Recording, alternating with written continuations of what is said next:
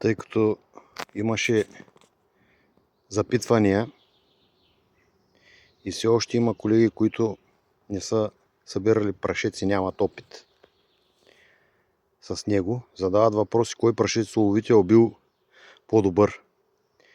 Ами има значение дали е външен или вътрешен, защото ето и ги двата вида,